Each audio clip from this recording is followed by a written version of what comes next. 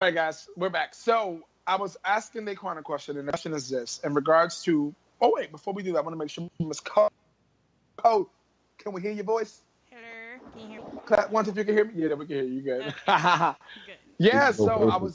I was basically saying, one before about the question, but I was thanking Daquan for being a part of helping us, but being a part of what he's been a part of, and helping us to continue to keep our conversation going and keep things moving with our episodes and our podcast, and just being able to finally put a voice to what he was saying through you when he was typing. Being able to put his voice here so he can give us some of that Yeah, dope, deep, it's not as positive. powerful when I'm saying his words. It doesn't have the same heart behind it. So this is definitely better. Plus, y'all know Right. I So that's can't a read out loud very well, so this is much stop. You do a better. very good job, Coco. Don't do that. You do a Nah, very you good job. definitely did a great It's job a bringing my learning voice to curve. life.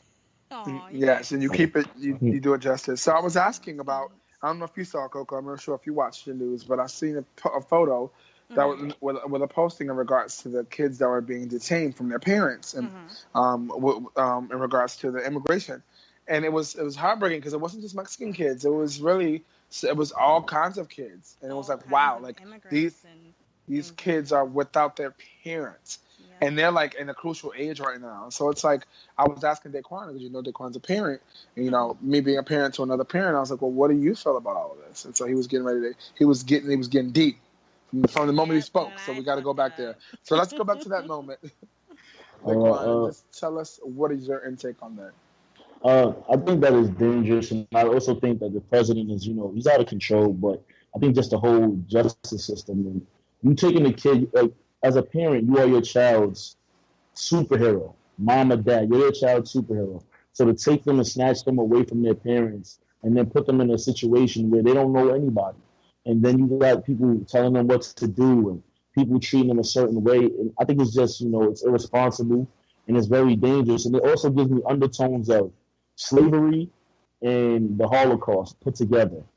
It's like a concentration camp, basically type of environment. Wow, And that was deep. That was a great way to put it. yeah, and That's I think that that's very, it's what are these kids gonna grow up to be like in their mind?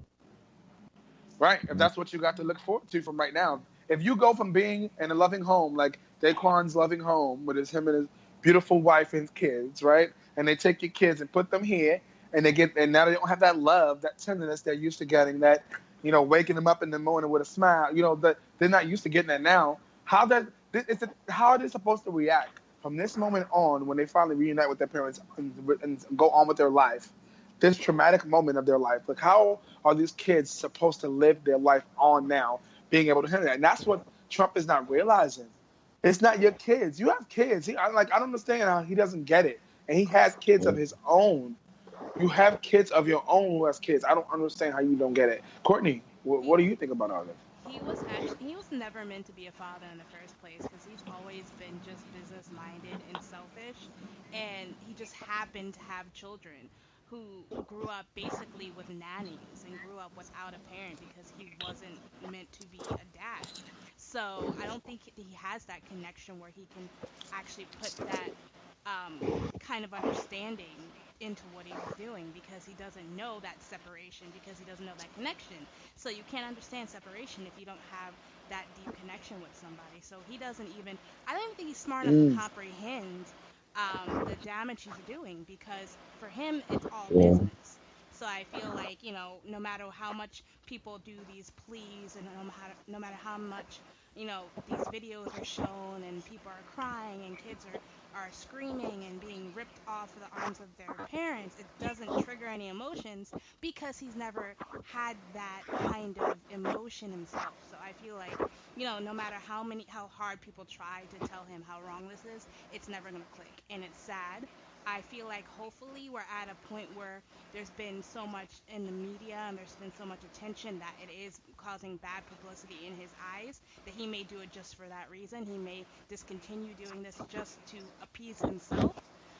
But other than that, like expecting him to feel a certain way is out of the question. I think that's not going to happen. So, it's really sad. apparently, It's really sad. apparently, he has no feelings. Obviously, Exactly. if he can say, grab her by the pussy and be a president. I don't understand Yeah. and do all these tweets. And when you tweet better than some of these young people, and you're the president, I don't understand how Right. that's even acceptable or okay. Like, you have that much free time, you can send a tweet, and you got some war to be making sure don't happen or something to be doing. Like, you have no, you have that much free time that you can get mad and post on social media about how you feel. So what does that say to us as Americans? Oh, I can get mad and I can be on reality TV and be like and get crazy and pop off, or I can just get mad and don't like white people today, or because I feel some type of way and talk about, and that's not how I am, but I feel that way today. Now, people, what they don't realize is once it's out there, it's out there. Y'all got to pay attention now. Yeah. Once it's out there, it's out there. Now you want to run like, oh, no, I didn't. Not saying that that's happened, but it can happen easily in the snap of a finger. You got to be cautious, because if you're going to say something publicly, be ready to defend yourself and stand by it. That's all I'm going to say. Before you press send on any post that you do, any video, live, whatever, think about what you're getting ready to do. Because it can be life-changing. Because you think about, what if that video go viral? Yeah. And everybody wants to know who you are and what's going on in your life. Were you prepared for that when you thought about, hey, so if you feel like you're going to give a speech and you're going to press play on the recorder, or you're going to say something that's going to be, you need to be ready to deal with the consequences of it. Yeah, for every action is a reaction, and that's what people don't think. Like, that's the first thing I think about.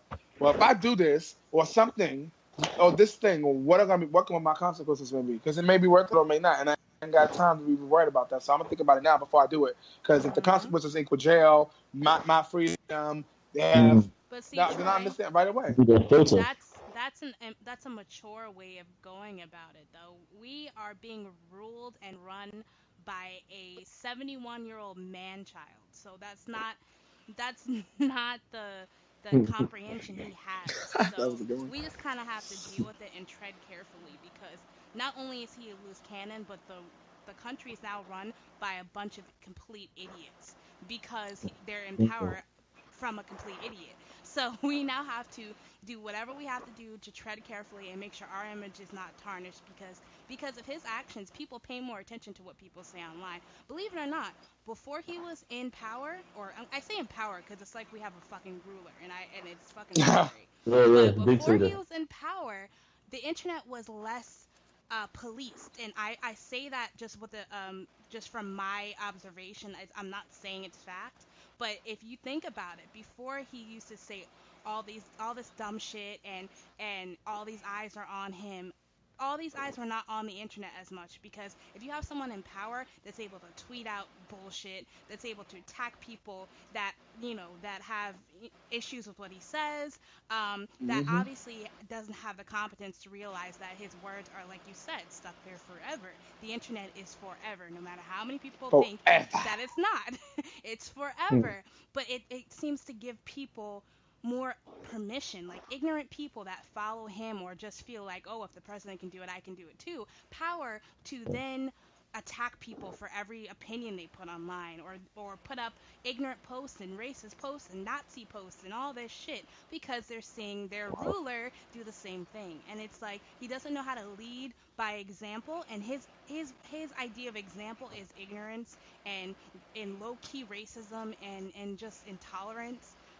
And it's just sad. It wasn't this bad before that. And I don't know if anybody has realized that before, but the internet is so much more police, and you have to tread so much more carefully now that Donald Trump is our president. And I just cannot wait till he's out of power. It may be, he may have 4 more years under his belt, but I just can't wait till it's out of it, because I feel like it's getting out of control, especially with. Damn, we got that long to wait. Like go huh? ahead, Daquan.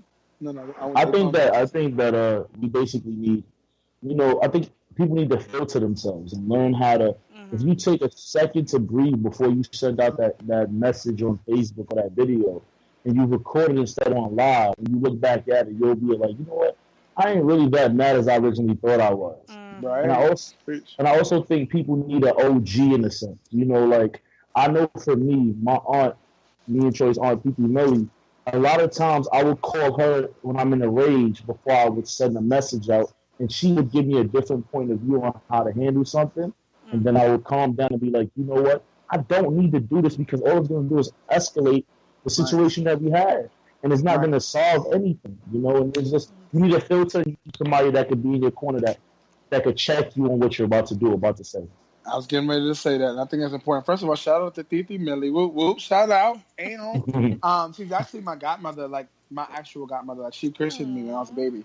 Because life was, the devil tried to take me out, child. I wasn't supposed to live, and thanks to her and my family, for christening me, and giving me God's blessing to keep my life moving. That's why I'm here today. But yeah, I was getting ready to say we need someone in our corner, and if it's not a family member, maybe it might be your partner or your spouse. It might be your best friend.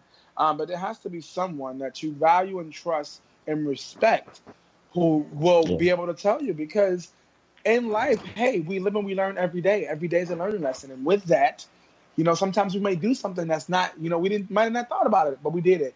And we need that person to be able, like Daquan said, checking. Like, ooh, first of all, don't do that. That ain't right. That's not who you are. That would not represent you well, and that's not who you are.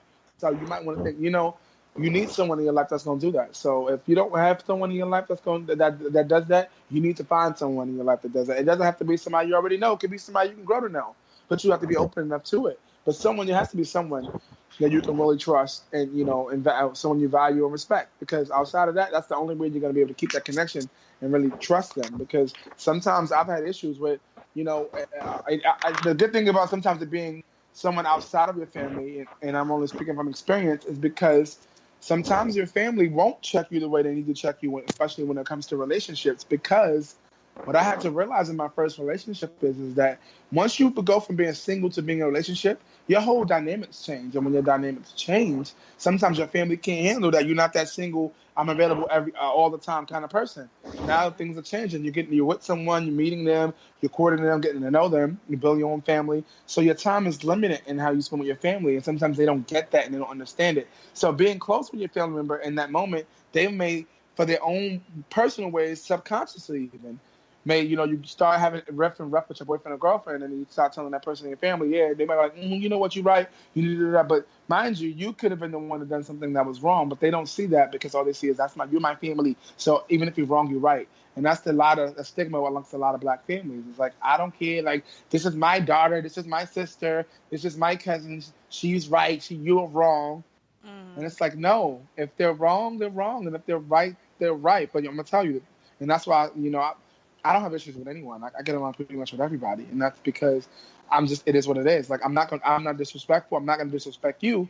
But please don't disrespect me, because then that's the person you don't want. Because I'm not trying to go there. Oh wait, Troy, you gotta say, I'm not the one. Remember? All right. I'm not the one, boo boo. I'm not the one. That's what you said. That's what Courtney said. Yeah, these young kids nowadays. Oh my gosh, we were talking about. They couldn't heard that. We talked about it before. The young kids nowadays and how they just be getting crazy, disrespectful, don't have no respect, and it's just it's too much. It's just too much. Back in the day, they used to slap us up, smack, and it wasn't our mama first. It was the lady from down the street, the male lady. Then you got home, your mama slapped you up. It was like, it was real. Like, it was no joke. Like, we have respect. And it's crazy how you see videos on social media. Two of them in particular I want to say real fast. Tonight might be a long one because this is going to be deep. But the two videos I saw, one was this young lady arguing with a grown woman here in New York City. And the lady's like, yo, little girl, I will wash you. Like, you don't understand. Like, I'm a woman. You're a little girl. You got a little girl ponytail. Calm down. Like, that was the funny part. But she really had a little girl ponytail, though. And she's talking. But it's like, this little girl, like, I promise you, she would have didn't think that lady probably would have washed her 3 times. Experience, wisdom over none of that. Go sit down, little girl. It's crazy. And then I saw another video. These kids were fighting in a classroom, and a Caucasian teacher, woman at that, was trying to get them to calm down. And the guys were fighting, and she tried to get towards, like, get in the middle and try to whatever.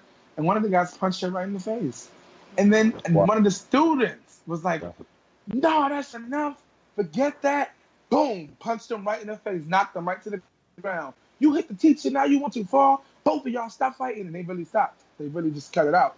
My cousin sent it to me because she's my cousin Janelle, because she said that's some shit Troy would do. And I was like, that's so me. Yeah, like, what are you doing? Like, first of all, ain't going to be no fight because y'all wasting my time and my education while y'all doing that foolishness. You can do that outside. Right now, we about to learn. That's how I was in school. Even when I was in college, I went to college at 24, and I'm in college with 18, 17, 18, 19-year-olds. Come on. I got patience, but at that time, I was nowhere near being a father. So my patience wasn't that strong. But I'm just like, at that age, and as an adult learner, I'm here to learn. I'm here to get what I got to get and get the hell out of here because I got work tomorrow. I got shit to do. And they didn't understand that. They want to, chill and do. They want to not focus. And I'm like, look, tomorrow not promised to nobody. So it's like those relationships you build and the respect you get from them, and you have that certain level of respect as you grow. Like if you respect yourself, ladies and gentlemen, I guarantee you will get respect wherever you go. Thanks. If you respect yourself, and that means physically, the way you look, the way you talk, the way you carry yourself, then people will respect you, like literally, and I'm a living testimony to that. Like I respect the hell out of myself, and people really give me the same respect because I respect myself. Exactly. Right, they see it in me, and so that's it's very important. But in regards to all of that, I want to keep it moving because it will get sidetracked really fast. But I want to bring it from the beginning. So Daquan is my real life cousin. Like we grew up together. Like and this is what people understand. Like this is real. Like it don't get no realer than this. And so it's important because there's some things that Daquan and I have never spoken about and never had a chance to have conversations about. Both of us even parents now. Since a lot of things have changed and evolved, but we always had love and respect, and that's one thing that's always been evident because of the respect that I've had for myself and for him, and the same vice versa he's had for himself and for me. So I just what's important to me is family, and the reason why I say that is because look at the young Daquan to where Daquan is now, king, the family man, the awesome guy. You know what I'm saying? Like look back. Like, did you ever see yourself where you are now? Did you ever imagine it would be what it is now? Nah, I didn't see myself in that light because I went through a long journey in life, and I went through a lot of ups and downs, and it took me a while to get to this point, and it took a lot of some people helped me, my wife mainly, get me back with God and things like that because some of the things I went through in my life going through the foster care system, even though in the beginning I was in something called kinship, where you live with like a family member, and I lived with Titi Melly in the beginning for about 8 years. Right. And family dynamics and other drama led me to thinking that I was, you start feeling yourself at a teenage age, and I started feeling like, I don't need to be here, and I didn't want to follow her rules, and just going through that, and then I wanted to go into a real foster home at the age of 16, and that's when reality hit me. It's like you're totally not with your family. You don't know if this lady really cares about you. You don't know how the system really, really works because your family's gonna take care of you and try to guard you and try to protect you from certain things. But when you live with a total stranger and you live in a house full of boys, we had 8 boys in one house in the Brownstone and Crown Heights. And, we're going to have fights, disagreements, all the testosterone there. Everybody's going to try to jock for position and things like that. People stealing from you. That was the first time I had to deal with that. And then it's like, it's a difficulty, even being in that environment and trying to, finesse myself. So, no, I went through bad things, times in my life, games and other, idiotic things that I kind of hid from the family. Like Troy might not knew some of the things I was dealing with. Right. I definitely didn't know that. Right. That's because, I didn't want the family to know. I was ashamed in a way, but I still was trying to grow and develop my own way. And when I got with my wife, we went to high school together, and she knew some of the things that I was dealing with. But once we had, got together in 2007, she said, I want you to go to church.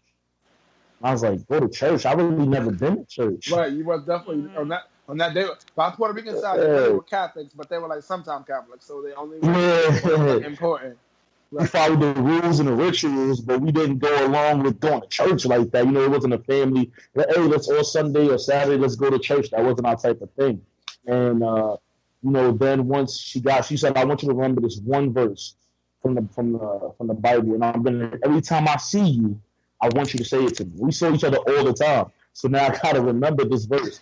And it was just the simplest thing. No harm that forms, or no weapon that forms against me shall prosper. She said, if you say that before you leave the house, and when you get somewhere, then that's God protecting you. And I was like, okay. And she took me to church with her, and like, you're gonna join the church. And I didn't have church clothes, and the whole church got around me, and they put their hands on me, started praying on me, and I'm like, whoa, but it was, I thank her for kind of saving my life and getting me out of the gang situation. And then once I had my daughter, I was like, I got to be her superhero. And once I had my son, I got to be his role model. Of course. So, they gave me a purpose instead of, wanting to be the tough guy. I got to be the family guy. It's more important for me to be in their lives and not jeopardize that. Right, I agree with you. That's definitely where maturity came into my life. Like, I definitely did a lot of things. Come on, I lived in Australia for 3 months. Like, who moves to the other side of the country, of the world at that? Not of the country, of the world, knowing nobody. Like, but it's like those kind of experiences is what I priceless. But now being a parent, it's not the same thing. Like, I think about every little thing. 'Cause I'm like, the fact that if I could do something and not have my freedom to be able to spend the time and enjoy my moments the way I do with my daughter, I wouldn't. I might as well put me in a crazy house and lock me in a white jacket, because there's no way. Once you create that bond and God allows you. To me, I'm very grateful because I feel like God allowed me to be a parent. There's so many people that cannot be a parent, that are barren or cannot have kids for many different reasons. So I'm very grateful, and I don't take it for granted. So I'm very grateful that God's seen me deemed fit to be a parent, to be allowed me to be a father. And, I'm very grateful. I've always wanted to be a dad. I didn't know when it was going to happen in my life, but I knew that I always wanted to be a dad. And so I think that was important to me. And so, yeah, family for sure.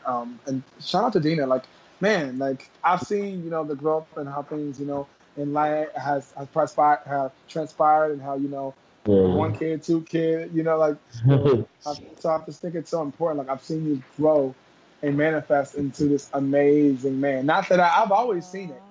I have always seen it. Yeah. I've always seen the leader in you, always seen it. But because I didn't know the details of what was really going on, it was only so much I knew. And it was the same thing for you and me. Like, there was only so much about my life that you knew as well, which was another reason why I was so happy that you decided to come on, because it was always in the back of my mind, like, there was a transition from me just being Troy, being who I am, and then at some point, okay, now Troy has a boyfriend, so things changed at some point, and it wasn't more like a general conversation at first, until I finally said, okay, let's talk about it. And so Daquan being someone who's in my family, and being someone who's close to me, who's close and knows, like, the reality, like, people always try to say and do one thing. Like, I didn't, I say what I mean what I'm saying, and this is really who I am. And I think that, being comfortable with who you are and freeing yourself and being free with who you are is what allows you to then be that catapult, that next thing, to be able to help other people. And so with that, I wanted to talk about that for you and what that experience for you was like, because I don't know how you heard, how you found out, or what, because we never had a conversation, but I'm sure you found out, of course. And at the end of the day, it's important. Like, my thing was, when I finally decided to talk about, at that point, I had started being with men for the first time in my life, but I'm like, okay, well, I've never did it before, but this is how I felt comfortable right now. And it took me time to evolve to where I am now, as being a pansexual man, because I had to realize that pansexuality didn't even exist. There was, as things evolved in life, things came along, we're able to see now, okay, now it makes sense, and why I feel the way I feel, and what this what it is. But at that time, in that progress, it was just what it was, and it's just like, boom, there happened. And I was just like, hey, this is what it is. Like, I'm living my life. Either you're for me or against me, and I really, I'm still gonna live. So it's cool. Show where you want to go. Just let me know. But what was it like for you, like, the moment, or if you anything you want to speak about on it? It's just, I'm just curious to to know what. Well, I think that I found out. It was a picture of you and someone at the time, a guy at the time, and I'm not sure his name, but I seen a picture, and as being Spanish men and even black men, the homosexuality thing isn't normally, it's frowned upon, basically, and in our society and stuff like that. And I've done some, and I said some things, at young age, that maybe is not, I would say, politically correct, and it's not knowledge of, and then when I seen the picture, and and I was like, okay, this guy looks different from what I'm normal, and I seen the story in the picture, and then. That I think I'm not sure if it was the same year, but then you had brought a guy over that year, and that's I think it was New Year's, and I said hi to him and stuff like that. But my main thing was, it was uncomfortable at first, but when I looked at who the person was, and I think that you changed my outlook on not just bisexuality, homosexuality, pansexuality. I think that it's because it was you and who you are as a person. And I'm not just saying this because, we're on the podcast and stuff like that together, but because honestly of who your character was, since I've known you since a little kid.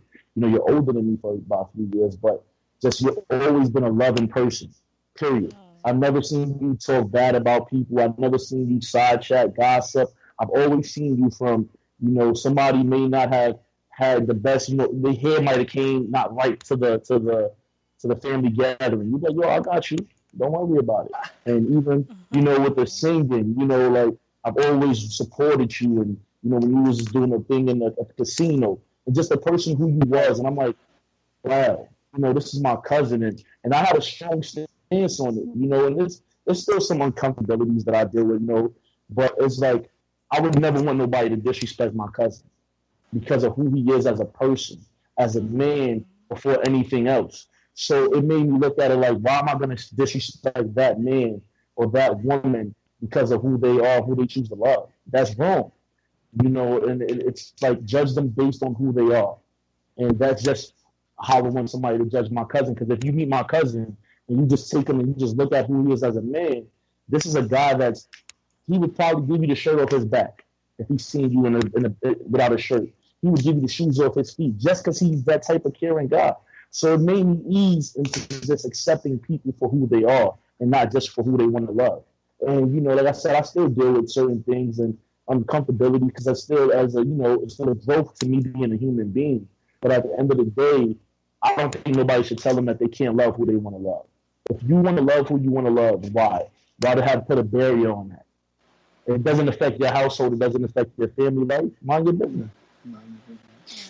So, first of all, thank you. I've been dying to ask this question for like ever. And so I was just curious because I strongly felt like because of like I said earlier, the respect and love, and you repeated the same thing I said, that it was a different, things were different. And I feel like that was one of the reasons why God created me. No lie, like real talk, because it's not only happened in my family and the people around me, it's happened in relationships. One of my relationships, and the reason why it's so important to me to just be myself and be who I am, because every relationship I've been in, I still have, relationships with maybe their mom, because when it's one time involved with you, I'm involved with you, and I'm invested in you as if I was here since day one, like in your family since I was day one. Like that's me. Like if we gonna do this, we doing it. And so one relationship I had with this guy, his mom was really a devout Christian, really against homosexuality, against it. And because of the love I have for God and because of who I am, I just continue to be myself. And what made me, it's like, but God, it's like by the time the whole situation was over in the relationship, it didn't work out, obviously. That was years ago. But I had built a relationship with this man's mom. She was cooking me dinner, invite me over for dinner, and even, she would even use my car sometimes to get back and forth to work because I wasn't using it all the time. But someone who was completely against homosexuality, who was completely in church, devout church woman, by the end of a relationship, even maybe that was the whole point, was to get her to see things differently. But that God can utilize me and me being who I am and just going with the flow and allow God to use me to make that kind of change in somebody's life. Like, with their, it's amazing to me how great God is. That's just, all glory to God. Like, it's amazing how, if you just be obedient and just be yourself, which don't cost you the money to be, y'all. It's free. It's free to be you. All you got to do is wake up and breathe every day, But we out here trying so hard to, be somebody we not, to fit in. For what? Because last time I checked, you cannot take nobody's opinion and take it to Con Edison and pay the light bill or, pay the cable bill so baby girl can have the cable. You can't take no opinion and pay for none of that. So until opinions can pay for that, then your opinion, keep it to yourself. If I don't ask you for your opinion, then don't give it to me. Really. If I didn't ask you, then don't give it to me. Because I might not want to talk about it. And I might say something that's going to hurt your feelings because now you open up the door and now I'm in the mood because I didn't feel like it. Now you put me there. So now you subject to something that didn't need to happen in the first place. Mind your business. Just that simple. Just be about you and focus on you. If you focus on you and focus, happiness comes from within. You can't pay for it. You can't buy it. Ask these celebrities out here. Some of them you can't ask. They done killed themselves because they done had all the money in the world and the fame in the world, but they still feel unfulfilled. Yeah. You don't, because money can't fulfill that.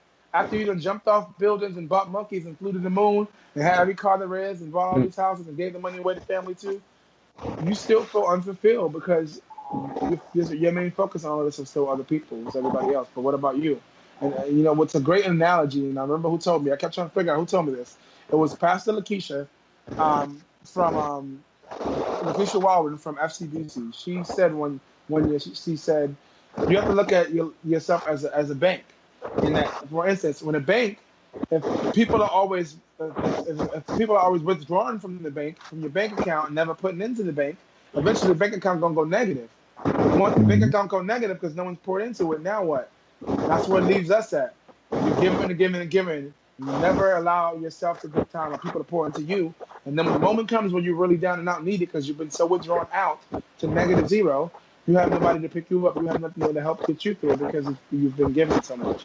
So we can't let ourselves our accounts get negative. We got to focus on, staying in the zone, even making sure we got a good savings. How about that? That's what we need to think about it.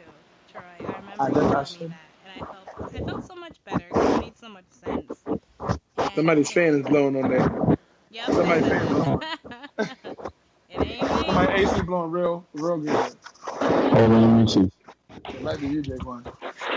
But yeah, it's like it's important to just be like saying and doing is so big and so important to me. I was just telling Courtney before we started this, like I was literally, first of all, I found Courtney through Craigslist. Did I not find you through Craigslist, Courtney? Yes. Wow. You did. Through Craigslist, and people think that Craigslist is a sham, and I've recently ran into some things that have been a sham.